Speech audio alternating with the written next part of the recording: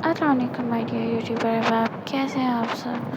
امید کرتی ہوں خوش ہوں گے، آباد ہوں گے اور بہت ساری دعائیں دے رہے ہوں گے۔ تو چلیے اب ہم پڑھتے ہیں عشق میں بسم اللہ ایپیسوڈ 133 پارٹ 2۔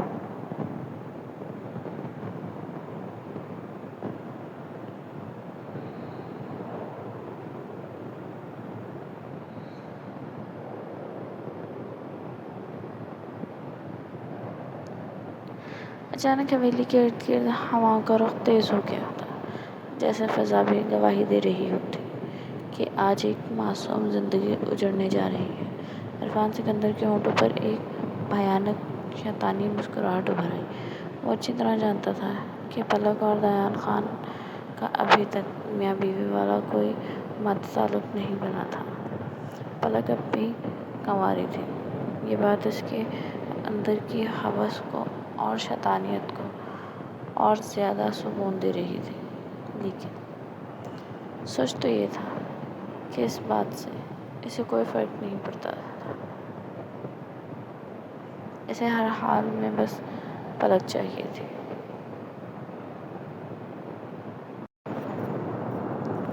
اس کا دیان سے کوئی ریلیشن بنا تھا یا نہیں، اس سے اسے کوئی فرق نہیں پڑتا تھا، لیکن اس کی قسمت کہ آج اسے اس کی سیاہ سوچ سے بھی زیادہ مل رہا تھا۔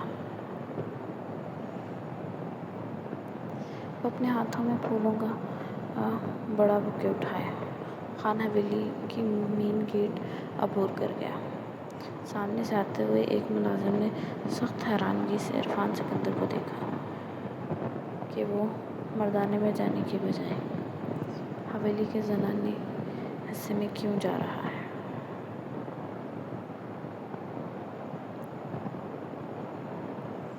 ملازم نے فوراً آگے بڑھ کر ادب سے کہا، صاحب خان صاحب گھر پر نہیں ہیں، آپ مردانے میں بیٹھیں، میں ان کو فون ملاتا ہوں۔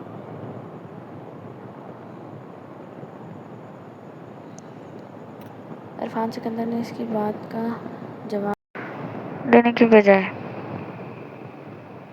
وہیں کھڑے کھڑے جیب سے فون نکالا اور اپنے گارڈز کا نمبر ملایا۔ کچھ ہی لمحوں میں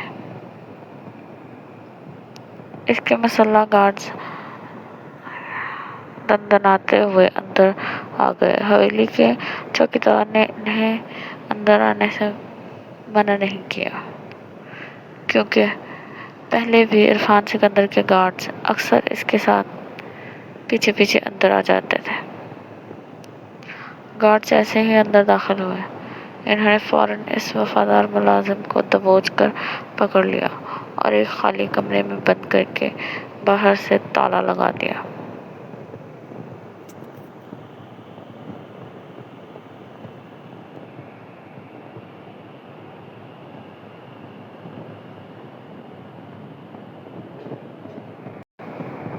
اب عرفان سکندر کے راستے کی رکاوٹیں ختم ہو چکی تھیں۔ وہ پھولوں کا بوکے لیے سیدھا پلک کے کمرے کی طرف بڑھ گیا۔ خان حویلی کے بہت سے ملازم دراصل اندر سے عرفان سکندر کے آدمی تھے، جنہوں نے نمک حرامی کرتے ہوئے بڑی آسانی سے اس کی مدد کی اور اسے پلک کے کمرے تک پہنچا دیا۔ پلک کے کمرے میں پہنچتے ہی عرفان سکندر نے وہ پھولوں کا بوکے ایک سائیڈ پر رکھا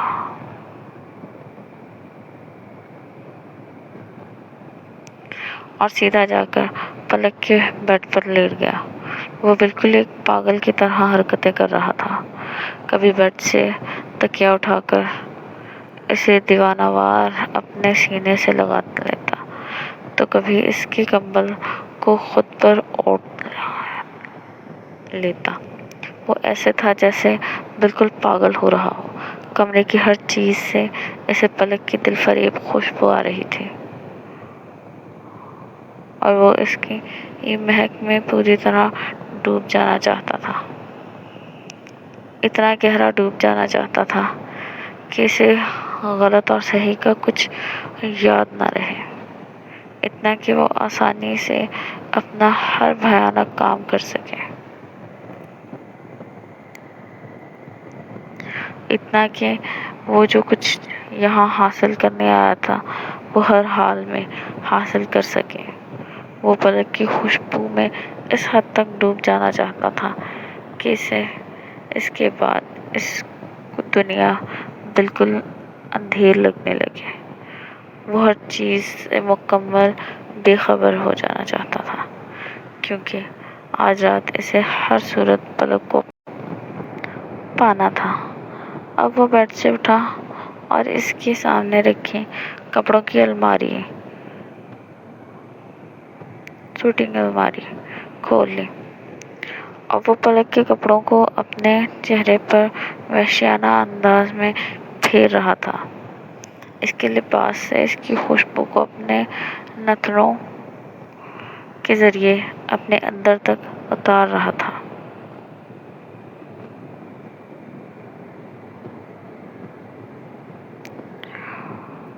روح میں بسا رہا تھا۔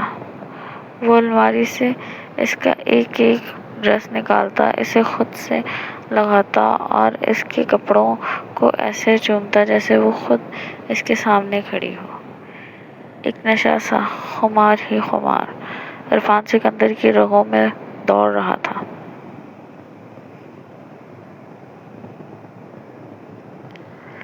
اس کے کمرے کی ہر چیز کو وہ شدید بے خودی میں چھو رہا تھا۔ وہ محسوس کر رہا تھا۔ اب وہ گہری نظروں سے اس کے پورے کمرے کا جائزہ لے رہا تھا۔ اتنا چھوٹا سا کمرہ جس میں بس ضرورت کا معمولی سامان تھا۔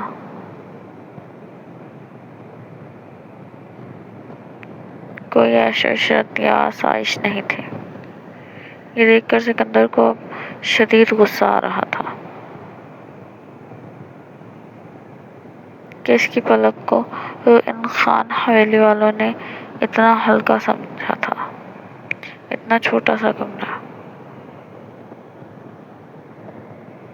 دیا اور کوئی سہولت نہیں۔ وہ تو ایک ملکہ ہے۔ پھر ملکہ کے ساتھ یہ سلوک۔ اب وہ الماری کے سامنے کھڑا خود سے وعدہ کر رہا تھا کہ وہ ان سب کو سخت سزا دے گا۔ پلک کو ستانے کی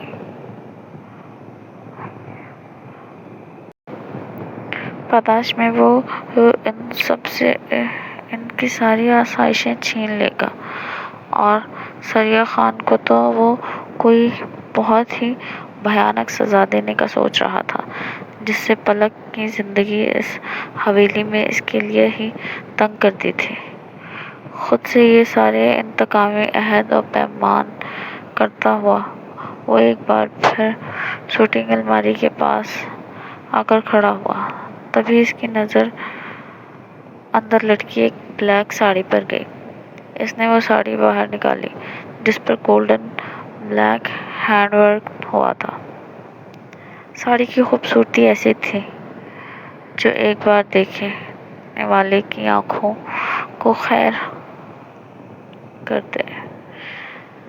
اس خوبصورت لباس کو دیکھ کر عرفان سکندر کو اب دل میں افسوس ہو رہا تھا کہ وہ یہاں آتے ہوئے اس کے لیے کوئی خاص ڈریس خود کیوں نہیں لایا تھا۔ پھر اس نے وہ بلیک ساڑی نکال کر بیڈ پر سجا کر رکھ دی۔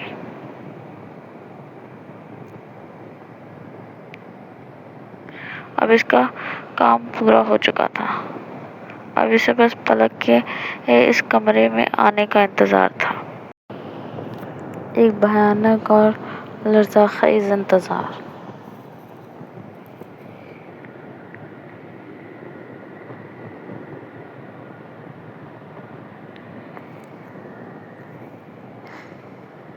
پلک اس حال کی شاندار تیاری دیکھتے ہوئے اب آگے بڑھی۔ وہ حویلی کے ہر ایک کمرے میں جاتی اور سب کے کپڑوں کی تیاری خود چیک کر رہی تھی۔ بار بار سب کے کمروں میں ان کے مائیوں کے جوڑے اور کپڑے طریقے سے سیٹ کر کے جیسے ہی وہ باہر نکلی تو سامنے ہی ملازمہ منزہ کھڑی تھی، بالکل اسی کا انتظار کر رہی تھی اس نے پلک کو دیکھ کر کہا، بی بی آپ بھی اپنے کپڑے دیکھ لیں۔ یہ سن کر پلک اداسی سا مسکرائی اور ایک ٹھنڈی آہ بھر کر بولی، نہیں منزا، میں ٹھیک ہوں ایسے ہی۔ میرے کپڑے دیکھنے والا تو اب اس دنیا میں ہی نہیں ہے۔ میں کس کے لیے تیار ہوں گی، کس کے لیے بنو سنوروں گی جب میرا خان ہی نہیں رہا۔ اب تو بس یہ ادھوری سانسیں پوری کرنی ہے اور انتظار کرنا ہے تو بس اپنے خان سے اگلی ملاقات کا۔ پلک نے منہ سے یہ سن کر منزا نے بے چینی سے اپنا پہلو بدلا۔ وہ دراصل اندر سے عرفان سکندر کی بھیجی ہوئی تھی۔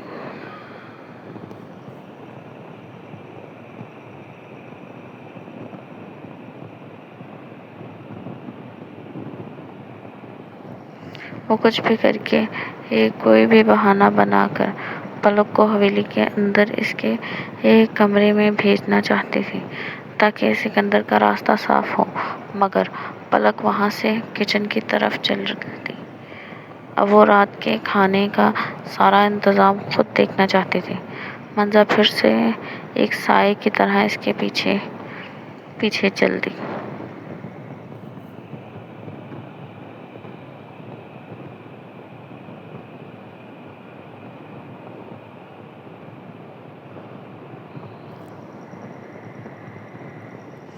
اب کچن میں کھڑی پلک سب کھانوں کا حساب لگا رہی تھی۔ مردوں کے لیے کھانا تو باہر دیگوں میں بننا تھا، لیکن جو لیڈیز گھر آ رہی تھیں ان کا کھانا حویلی کے اندر کچن میں ہی تیار ہونا تھا۔ بہت سے نمک حرام ملازم اس فریضے کو پلک کی ہدایت کے مطابق انجام دے رہے تھے، لیکن اس وقت کچن میں موجود وہ سب ملازم دل ہی دل میں چاہتے تھے کہ پلک کسی طرح اپنے کمرے میں چلی جائے۔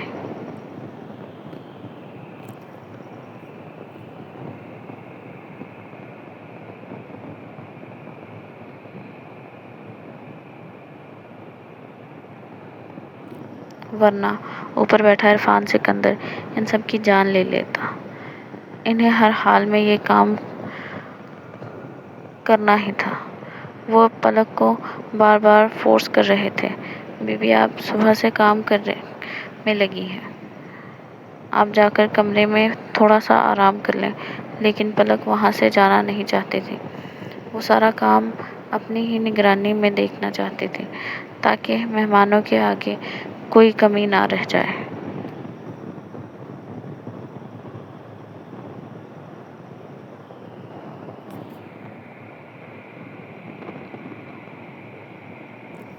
کیونکہ وہ جانتی تھی کہ اگر تھوڑی سی بھی غلطی ہو جاتی تو ثریا خان اسے مہمانوں کے سامنے بھی کبھی بخشش نہیں تھی، بلکہ تماشا بنا دیتی۔ اسی اثناء میں منزا کے فون پر ایک تھکی بیپ ہوئی تو اس نے دھک سے دھڑکتے دل کے ساتھ فوراً اسکرین پر دیکھا۔ وہ عرفان سکندر کا ہولناک میسج تھا، کسی کام کے ہو تم لوگ یا نہیں؟ اگر نہیں ہو تو ابھی تم سب کا انتظام کر دیتا ہوں۔ سکندر کی یہ دھمکی پڑھتے ہی منزا نے شدید خوف سے تھر تھرا کر کچن میں موجود باقی سب ملازمین کو دیکھا اور موت کے ڈر سے کانپتے ہوئے عرفان سکندر کا یہ لرزہ خیز میسج ان سب کے نمبر پر فارورڈ کر دیا۔ اب کچن کا ماحول خوف کی وجہ سے بالکل منجمد ہو چکا تھا۔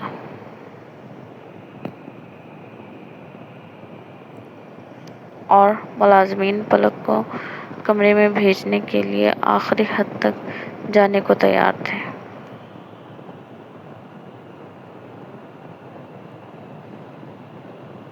کہانی جاری ہے۔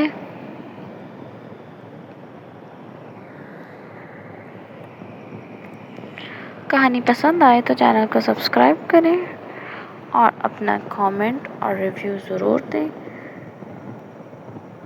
اور ہمیں بتائیں کہ آپ کہاں سے ہمارے ایپیسوڈز پڑھ رہے ہیں۔ دعاؤں میں یاد رکھیں۔ شکریہ۔